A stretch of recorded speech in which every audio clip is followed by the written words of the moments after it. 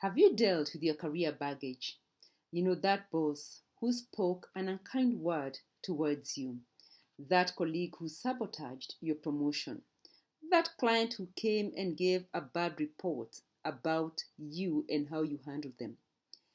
Have you dealt with the business that you had to close or the investors who left you at the table and walked away and you haven't heard from them?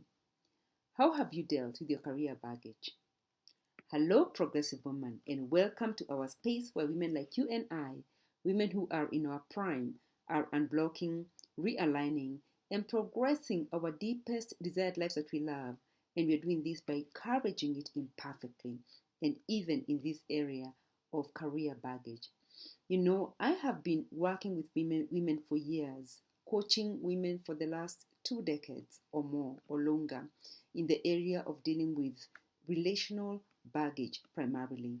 And we have used a very successful system and structure and program that works and has been very, very effective. But the other day, as I was sitting thinking about my dear progressive women, I realized that we haven't sat down to intentionally talk about and deal with our career and business baggage. As I've said, for some women, they were retrenched unfairly, they lost their jobs unfairly. Some of you have had to just jump ship, the next ship, because the one that you're in, meaning the position that you were holding at the time, you could see that it's going down. And so what you decide to do is to jump ship and latch onto the next ship, even if you didn't necessarily have the time to think about what do I want and is this my position or this a line I want to pursue. Some of you have had to close businesses and you have lacked support from your family members, and there is baggage around that area. So how do we begin to deal with career and business baggage? It is because it will sabotage us. It will sabotage our efforts to progress our deepest desired lives that we love.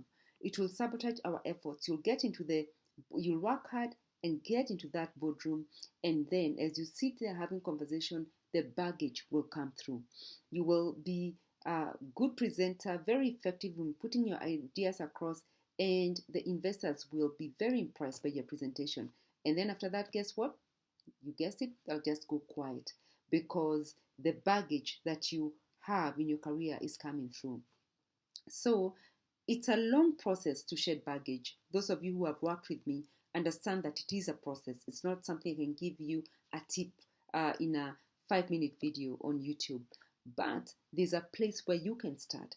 And the first space that you need to start is to identify the baggage that you have been caused in your line of career growth or business growth. What kind of disappointments have you encountered? Betrayals, disappointments. Where have you been let down? By who? In what way? List it down. Take your journal and seriously just get on with that assignment. Just write everything down and how you felt about it. And when you look at that, the second step is to say, how is this affecting me now? Okay? And then the third step that you can do is to then say, what lessons can I carry forward? And listen, those lessons have got to be healthy lessons, life-giving lessons. A lesson like, me, from all this I've learned, I will never trust anyone.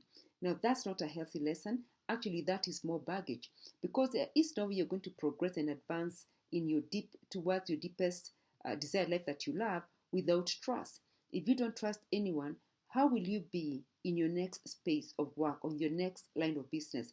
You'll be the woman who withholds and hoards information. You'll be that woman who does not socialize with anyone, who does not interact with anyone because you don't trust anyone. You'll be that person who holds back on your ideas because you do not trust anyone.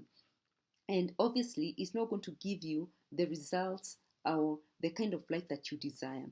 So as you examine your life lessons that you've learned from those experiences, please ensure that they are healthy, life-giving, and lessons that will build you up, that will become stepping stones for your next chapter, for your next